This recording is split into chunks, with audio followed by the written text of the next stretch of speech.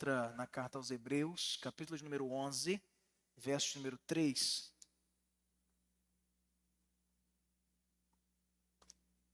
Hebreus, capítulo 11, verso de número 3, onde vamos refletir sobre dois pontos importantes nessa noite, com respeito à nossa temática da criação de tudo. Hebreus, capítulo 11, verso número 3. Quando você encontrar, se coloca de pé e vamos ler todos juntos esse versículo. Hebreus, capítulo 11, verso 3. Amém? Vamos ler todos juntos. Pela fé, entendemos que foi o universo formado pela palavra de Deus, de maneira que o visível veio a existir das coisas que não aparecem. Amém. Podem sentar, queridos.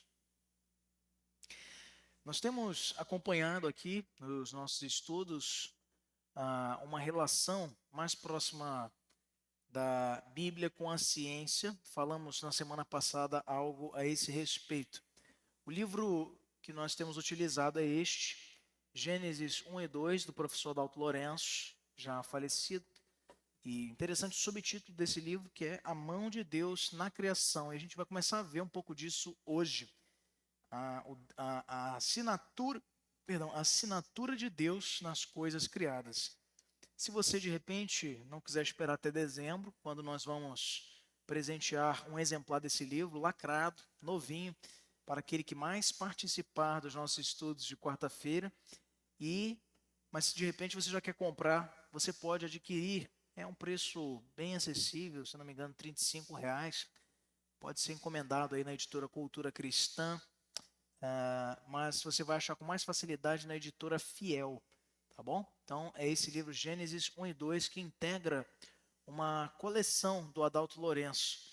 Ele fala também sobre o criacionismo e sobre como tudo começou, que é o outro livro dele, que também dá base para o nosso estudo. Então fique à vontade aí para adquirir, certamente vai ser uma boa aquisição para você.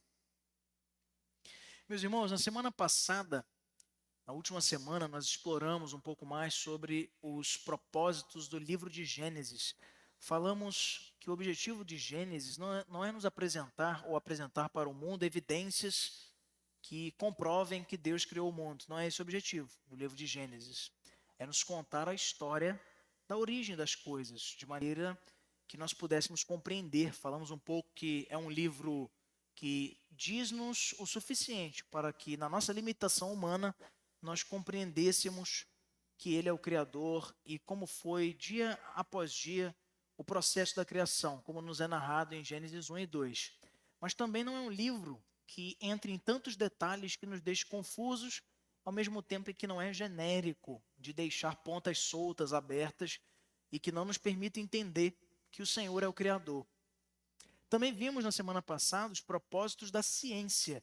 O propósito da ciência, como vimos resumidamente, é explicar o mundo ao seu redor, com as evidências e experiências que o homem tem a seu dispor, provando assim, ao longo do tempo, diversas forças físicas, diversas leis da natureza, e que nos ajuda a compreender um pouco mais sobre o mundo em que nós vivemos, sobre as interações entre a natureza, entre o homem e os animais, dentro do nosso próprio corpo. A ciência ela vai se encarregando, então, obviamente, de reunir o que ela consegue enxergar e tentar dar uma explicação. Esse é um dos propósitos da ciência. E também discutimos, num terceiro ponto na semana passada, sobre teoria, realidade e verdade.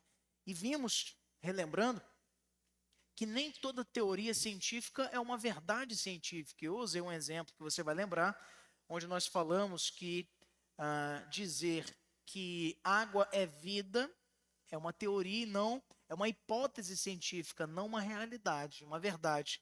Pois, por exemplo, ao olhar um rio límpido, você pode ter essa impressão de que categoricamente tem que ter vida naquele rio porque a água é limpinha, quando na verdade aquela água pode ser toxinas, pode ser imprópria e não haver ali animais por uma poluição ou algo do tipo.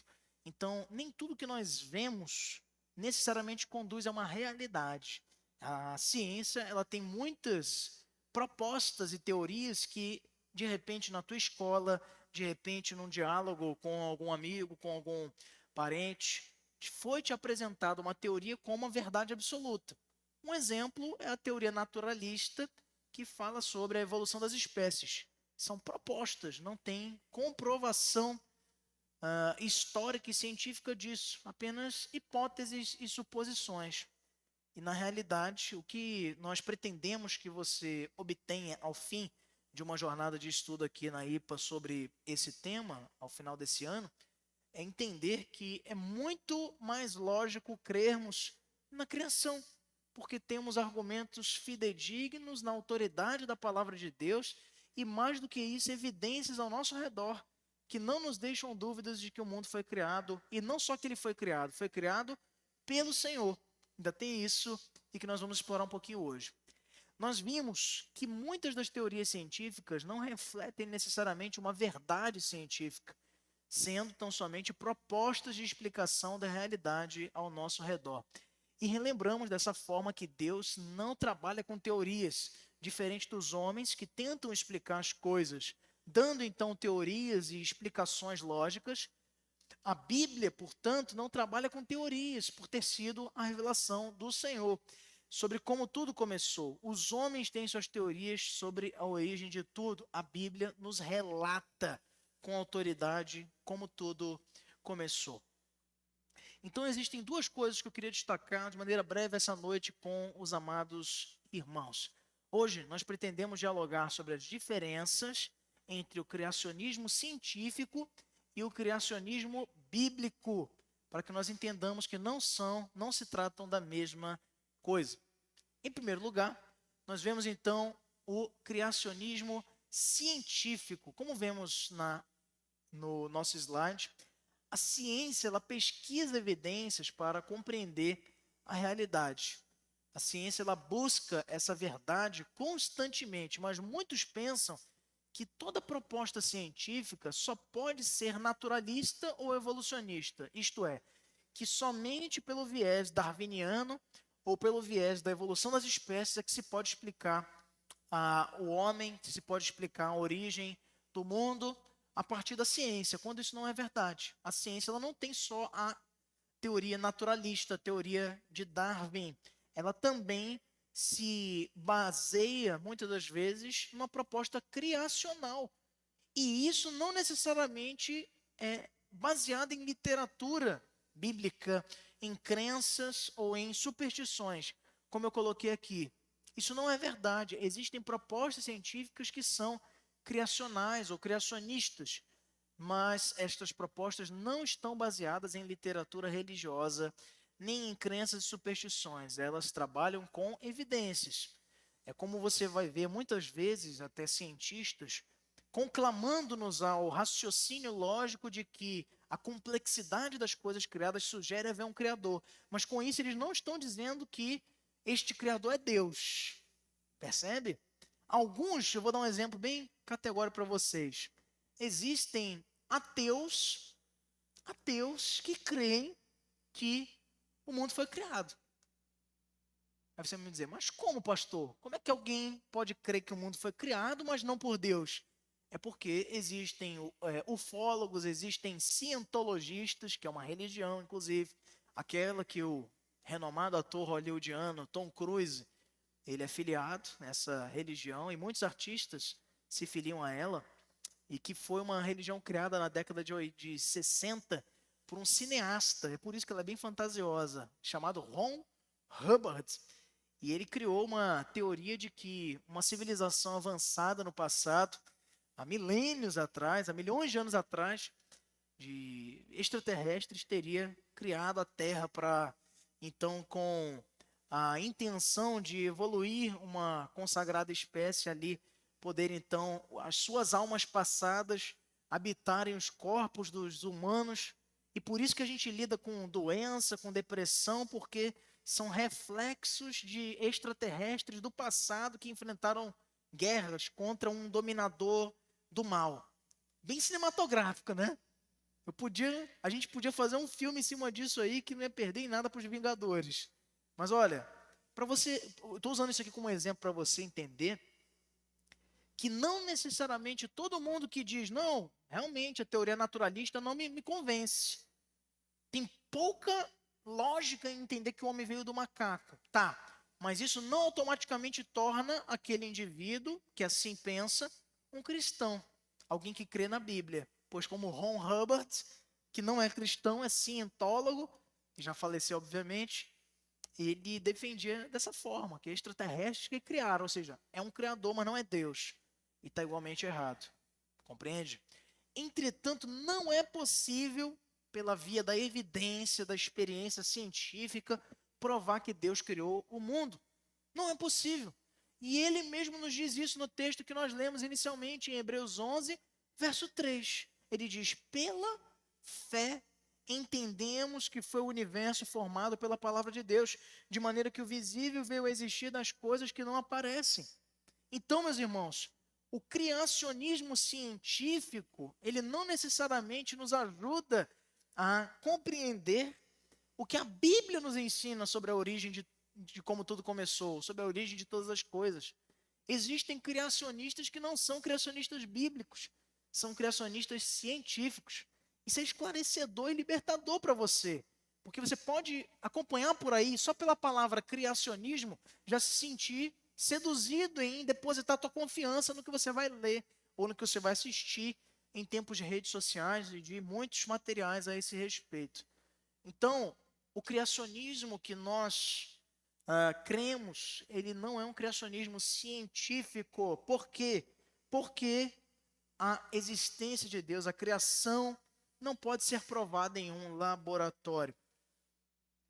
Por quê? Talvez você esteja pensando, esses cientistas, eles creem na criação, mas por um processo de checagem de evidências.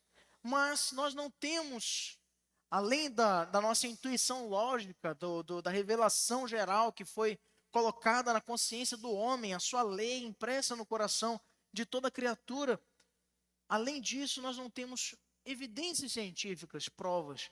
E fracassa o crente que se esmera nisso, porque não há como provar. Isto é uma questão de fé. O próprio texto no autor aos Hebreus nos ensina isto. É pela fé, só pela fé. E logicamente não pode ser, se é pela fé, pelas evidências.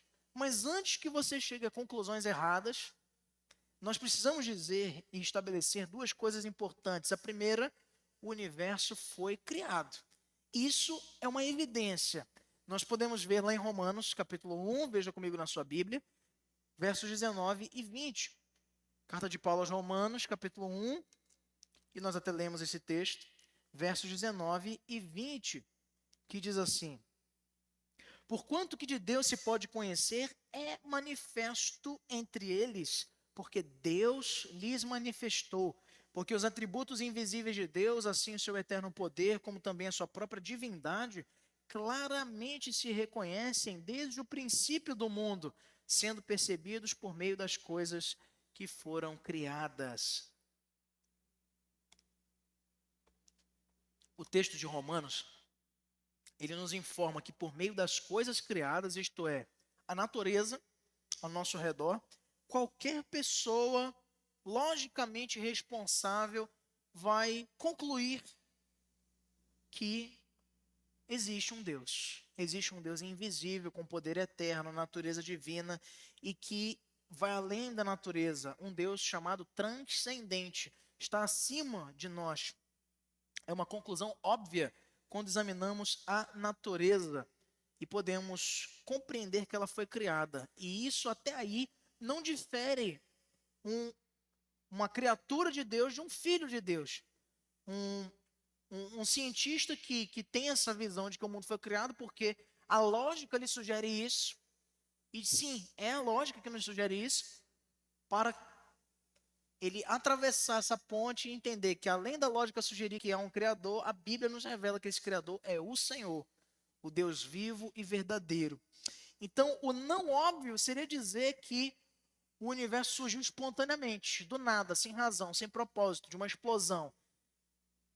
O professor Dalto Lourenço, nas suas palestras, ele costumava usar uma figura que era de um Fusca, E isso aí ilustra muito bem a teoria do Big Bang. Como ela é colocada, que a explosão gera vida inteligente ou vida complexa. E ele usa o Fusca, né? E provoca a plateia, provocava, né? Quando era vivo, nas suas palestras. E pense você comigo, se é lógico compreender que desse Fusca enferrujado, explodido, depois de várias interações gasosas e aleatórias, casuais e desconexas, você teria então uma Ferrari. Ele usava esse exemplo para nos fazer pensar que a lógica não nos permite crer, não dessa forma, que o mundo, por uma geração espontânea, veio à existência, o universo e tudo que há. A nossa intuição baseada no cálculo, na matemática, na biologia, na genética, tudo ao nosso redor, diz-nos, grita que a natureza foi criada. Essa é uma primeira realidade evidente. Segunda, o universo foi criado. Ué, pastor, teve um erro de digitação aí? Quer dizer, não era uma segunda? O primeiro não que o universo foi criado? Não. É de propósito que fuga aqui. A primeira evidência que nós não podemos perder de vista em relação ao criacionismo científico é que o universo foi criado, a segunda também. Porque é igual à primeira. Mais ou menos. Sim e não. Por quê? A nossa intuição diz que a natureza foi criada. Foi aí que nós trabalhamos a primeira evidência. As leis da natureza, os processos naturais afirmam a mesma coisa. Entretanto, nós temos que entender uma coisa chamada leis termodinâmicas, tá? Processo de entropia. Veja só, as leis da termodinâmica, a primeira lei da termodinâmica diz que a energia do universo é constante, portanto, a sua entropia tende sempre para o máximo, diz a primeira lei da termodinâmica. Isso significa que a quantidade de energia existente no universo não pode ser aumentada e nem diminuída. Sendo assim, a sua capacidade de desorganização, que é a entropia, sempre vai estar no limite máximo, segundo a primeira lei da termodinâmica. Segunda lei da termodinâmica diz o seguinte: a entropia aumenta à medida em que o tempo passa. O que significa isso? Significa que a natureza tende, com o tempo, com o passar do tempo, a se desorganizar à medida em que o tempo passa. Mas, se à medida que o tempo passa, a natureza tende para a desorganização em seus níveis máximos, isso significa que a natureza vai se desorganizar a cada dia que passa. E que no passado ela já foi mais organizada do que é hoje. Isso não sou eu, pastor Gabriel, que estou dizendo, tá? Nem a Bíblia também, diga-se de passagem. Isto é a segunda lei da termodinâmica. Então, quanto mais distante no passado alguém pudesse viajar, mais organizada você encontraria a natureza, segundo a segunda lei da termodinâmica.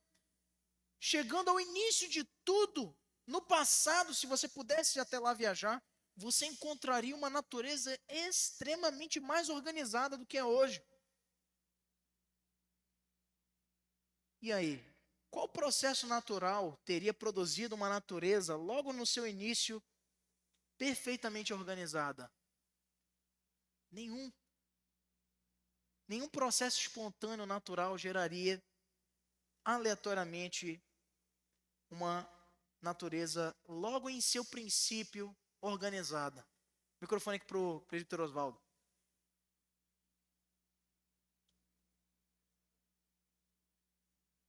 Oi, som. Essa analogia da entropia e da energia, ela é um pouco complicada de entender, mas vamos pensar o seguinte: vamos pegar um explosivo, 1 grama, 1 quilo, a quantidade que vocês quiserem. Então, o explosivo ele está organizado, está certinho. Você tem como saber o peso, tem como saber a densidade, você tem como saber o cheiro, a cor, está ali. E se você conhece a natureza do explosivo, você reconhece que é um explosivo até a distância. Lá está o explosivo. E ele tem uma determinada energia química que está intrínseca nele. E ele está lá quietinho. Aí, um belo dia, um belo momento, alguém vai lá e acende uma faísca e detona aquele explosivo.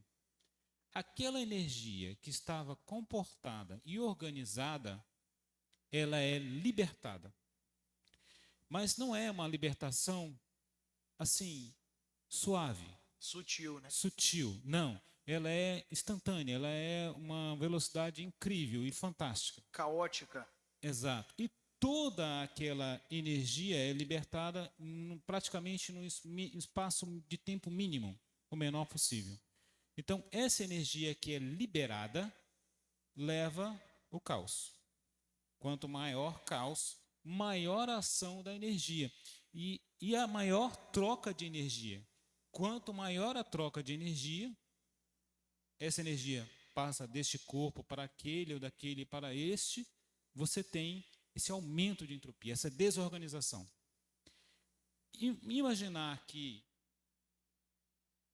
essa organização existia no passado é pensar que é fácil deles imaginarem essa forma porque eles não têm a associação do Deus, nós temos.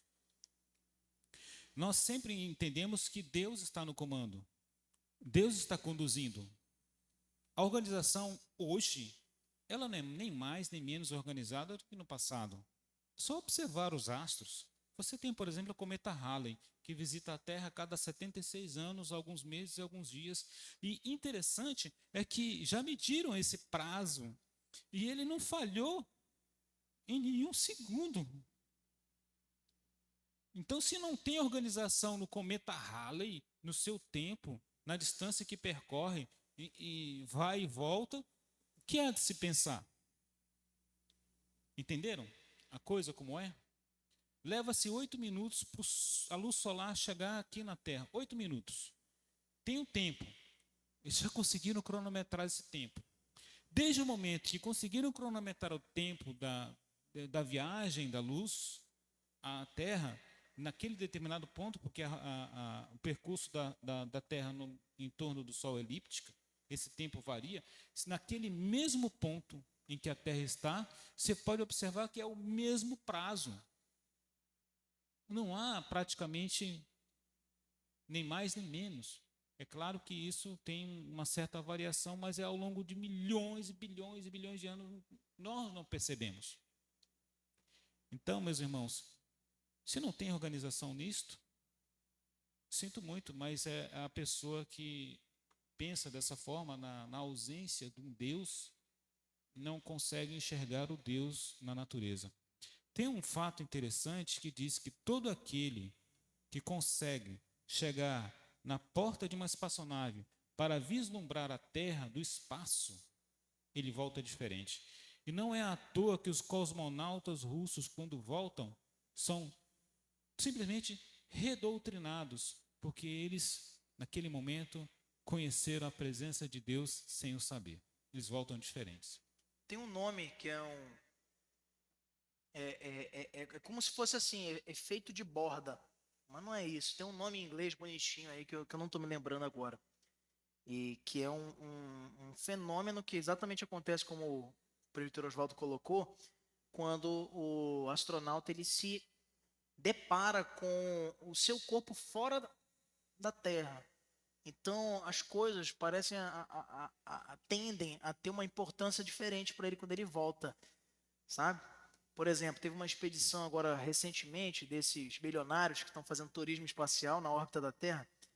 E aí, um bilionário lá, empresário que foi nessa expedição, aí foi filmar, transmitido no YouTube e tudo.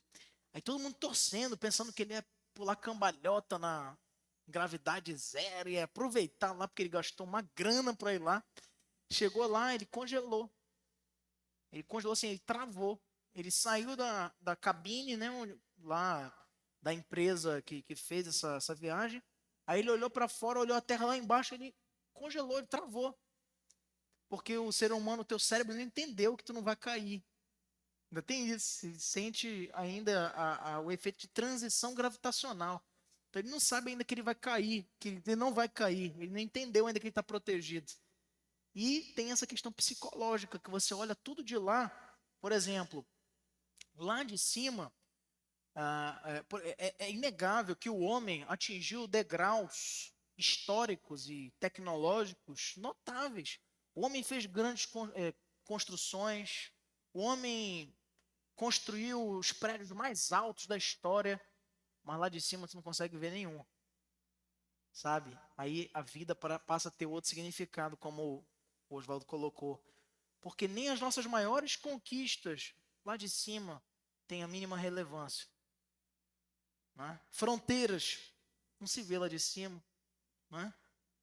Arrogância não chega, não dá para ver do satélite. Então a vida passa a ter outra significação para quem vai e volta nessas viagens. Não é?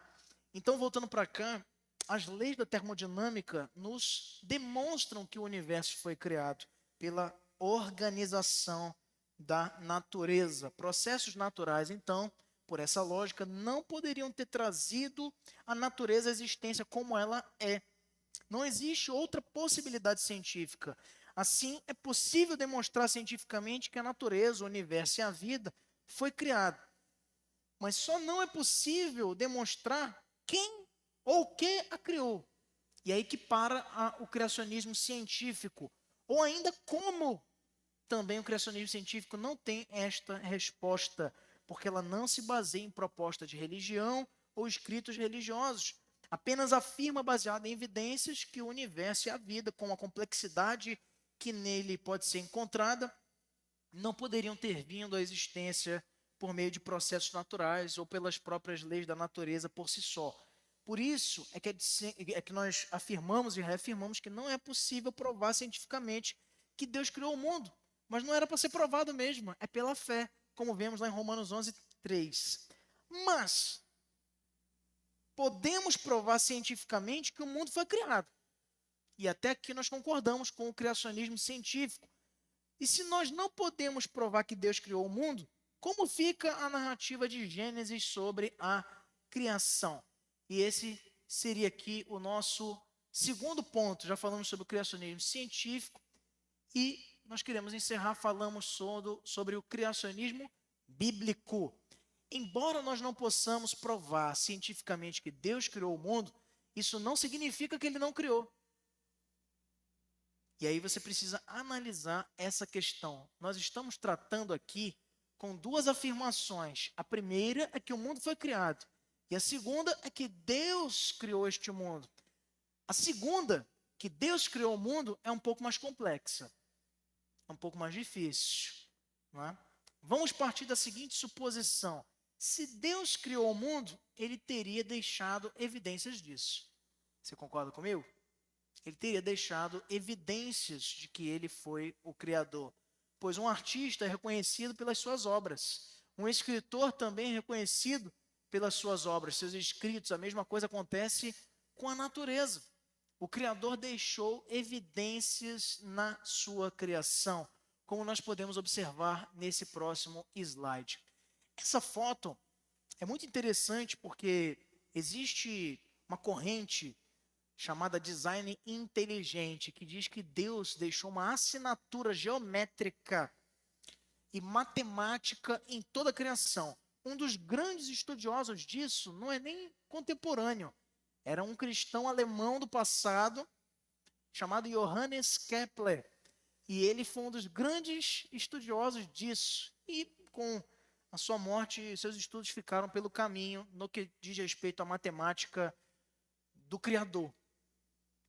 Então, as galáxias, elas formam sempre essa assinatura. A atmosfera terrestre, quando vista de fora, você vai ver no núcleo de um girassol, na sua composição, em átomos. No que você puder imaginar, existe essa assinatura geométrica como um... Oi? Um caracol, é. E é muito usado isso aqui também para representar uma das coisas que mais testemunham contra o naturalismo. E está bem pertinho de você, você tem dois. Quem sabe me dizer? Hã? O olho é legal, é importante também, mas não é o olho. O que mais? O aparelho auditivo. O aparelho auditivo é uma máquina.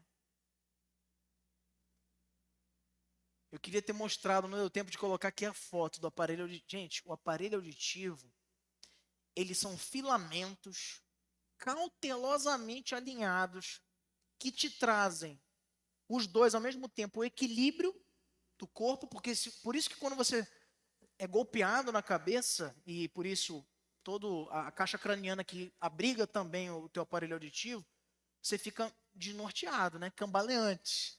Da mesma forma quando a pessoa está embriagada, porque afeta a parte do cérebro que cuida do equilíbrio a partir de um filamento que liga um aparelho auditivo ao outro.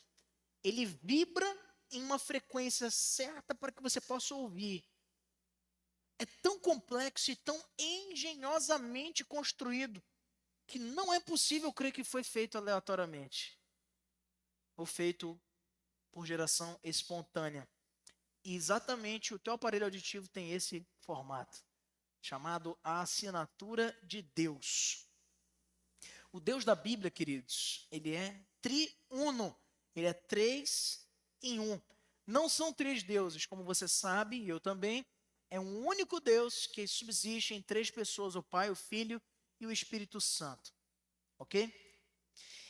E a partir daqui nós podemos traçar diversas evidências detectáveis na natureza sobre Deus ter deixado evidências, pistas de que ele criou a tudo, de que não foi um outro criador, que não o Senhor, o Criador, o Deus dos exércitos.